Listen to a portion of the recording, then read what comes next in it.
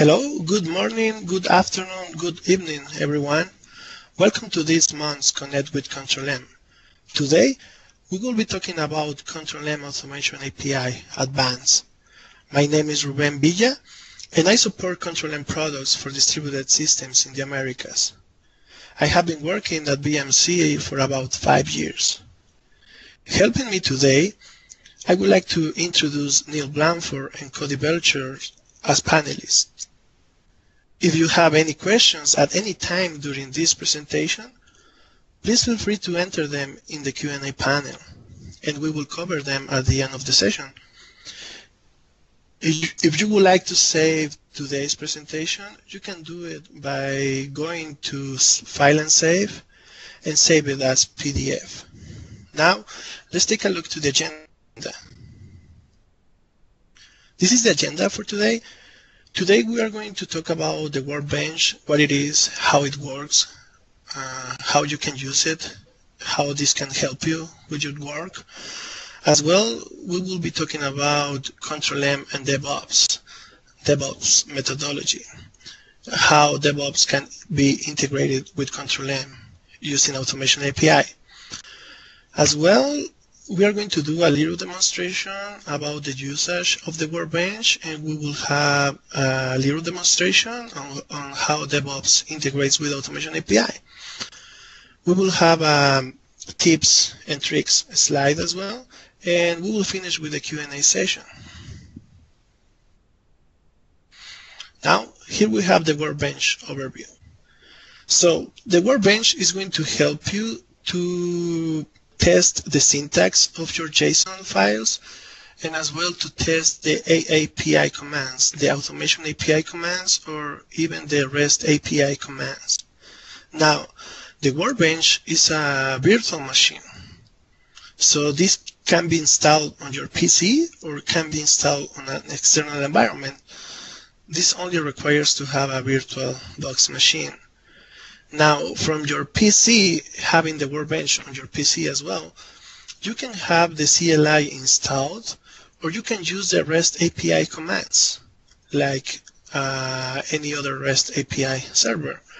The WorkBench is going to interpret the commands or the request, and is going to retrieve you with or is going to send you the response back if the command or the JSON or the request that you are sending is okay or no. So having the WorkBench, you don't have to do anything on your production environment or your test environment. So you will be working locally on your PC or any other server that you know that is not going to or to commit any problems on your environment.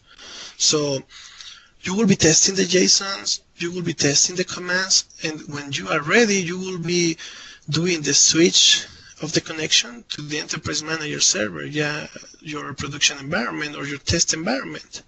So the WorkBench is going to help you to do this, to test the syntax, to test the commands, and see if the JSON is okay or no. So the WorkBench is going to be very helpful for you as a developer. Now, DevOps and Control-M, or Control-M and DevOps.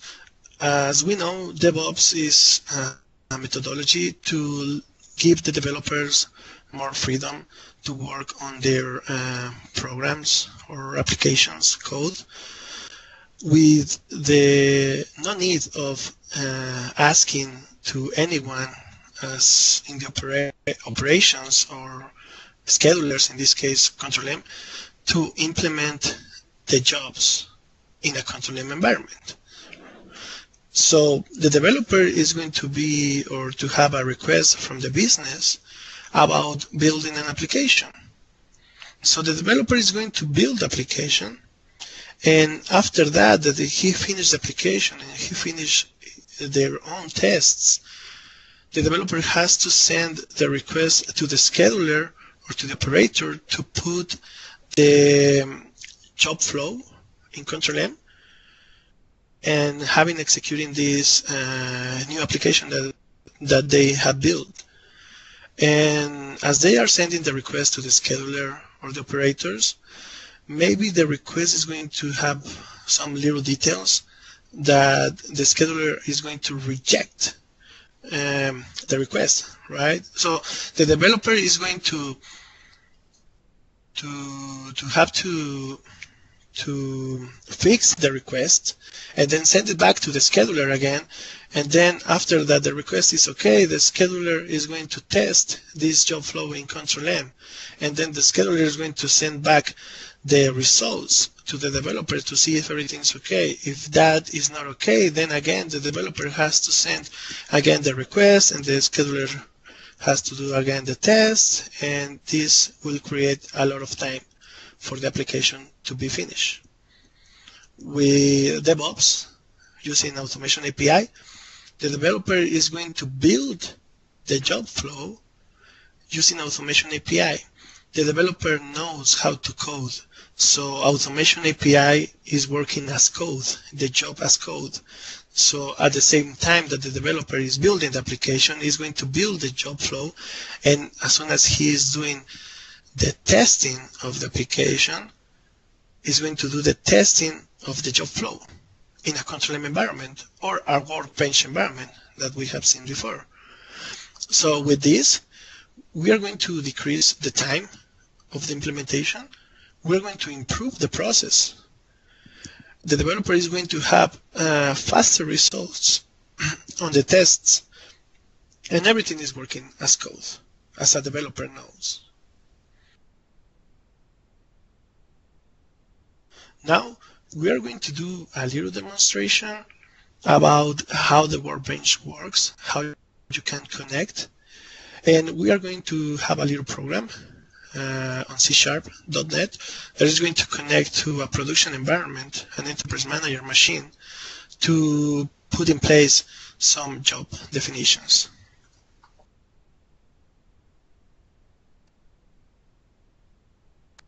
Now, here on this machine, I have a command prompt opened. This is my PC, the PC that I use on every day. So as you can see here, I already have the CLI installed on this machine, right? If I execute CTM, you will see that the response is the commands that I have available for Automation API using the CLI. Now, as you know, the WorkBench has to be running on my machine, right? Or can be running on a virtual machine. In this case, I have a virtual machine here that is running my WorkBench, right? So if I go back to the command prompt, you will see that I have the WorkBench, but I can also have a test environment or a production environment defined or on my CLI commands. So if I execute ctm env show, this will show me the environments that I have defined. And as you can see here, you can see that my current environment is the WorkBench, the one that I showed you before, the local virtual box that I am running on my PC. And at the same time, you see here that I have a test environment, and that the endpoint or the URL is pointed to a different server, and my production environment is pointing to a different server as well. For the WorkBench, it will give me the opportunity to test my JSON's definitions. It will give me the opportunity to test my commands that are the ones that I am using to build an application that I have been requested to do. So if I execute ctm build, right, and if I give this a JSON definition, this will go and it will request to the WorkBench environment. This request is not going to be to the production environment or to the test environment. This will go directly to my WorkBench, the virtual machine that I'm running here. So the WorkBench is going to respond as any other enterprise manager environment. So if I have something wrong in my JSON definition, if I am doing something wrong, the WorkBench is going to tell me, you know, you have to fix this or that. So let me execute this. ctm build. Okay, so now the workbench is responding me that I have an error on my code, on my JSON definition. So as you can see here, this is telling me that there is an expected char here, and as well it's giving me the line of the error and the column of the error. If I execute this to my production environment, I'm going to receive the same reply. But now let's listen to the workbench and see my JSON definition. As you can see here, this is a JSON with some jobs defined for Automation API.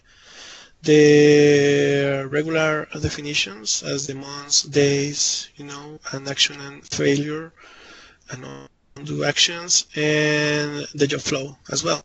So as you can see here, this is the line where I have an error, and you can see I have just a little extra character here. So if I delete here, I am fixing the definition of the JSON, and I am fixing it because the workbench is telling me that this is wrong, and I have to fix it before sending this to production. Okay, so if I go back to my command prompt, and now I execute the build again, now you can see that the response is okay, because this is telling me that I have a smart folder defined on my JSON. I have 2 jobs defined as well. Okay, so now I know that I can build anything from my JSON. I know that I can test the commands, but how do I know that these jobs are going to run actually? So the workbench is going to help me with this as well, because I can execute the commands for running a job, to hold a job, to free a job in a workbench environment. This is only for simulation, but it's going to let me know if the commands that I am executing are okay or no. So if I do ctm run and use the same test1.json file that I'm using, you will see that the response from the workbench is going to be the same as any other environment, like a production environment, because this is giving me a run ID like any other environment, right? Now, let me execute ctm run to see what are the options that I have for this. So, for example, let's use this last example to know the status of the jobs that I just had run. So I have to execute ctm run status and the run ID. So if I take a look again to the run ID, I just have to take this value and execute the command again, ctm run status, and I'm going to paste the ID. So now the workbench is a simulation, but this is going to let me know if the job flow is okay, or what are the values that I have defined in my JSON. So if I execute this will go against to the workbench again, and it's going to retrieve, or is going to respond me with information about the jobs. As you can see here, I have a job ID, I have the type of the job, for example, I have an output, but in this case I don't have the output because the job is not running. But you can see that the same information that a production or a test environment is going to give me is the same that the workbench is doing it. So you have the opportunity to test the commands, you have the opportunity to test or to review your syntax, but as well, the workbench has another feature that I'm going to show you. This is a regular browser, and as you can see here that I'm connecting to the local host, my PC, that I'm using this port, and this is the direction that I want to go. So as you can see, this is something that the workbench is responding back to this browser. As you can see here, you can have an opportunity to download the CLI if you don't have it. You have some links to tutorials about the usage of Automation API. You have a link to the GitHub repository where you can have some examples from our developers about how to use Automation API. And these definitions or these JSONs that you can download to your environment and start to testing it or to change it to your own convenience. So as well, you have some developer resources, and are just links, right? But a good thing that the Workbench has as well is the Workbench debugger. If I click here, you will see that I am opening again a local host that is my PC, and that is using a self-service model. So this is just a simulation, okay?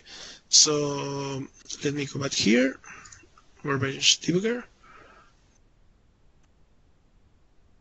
It's opening, okay. So this is a self-service view, okay? So as you can see here, I have the opportunity to, well, with the Workbench, you have the opportunity to build everything in the command line, right?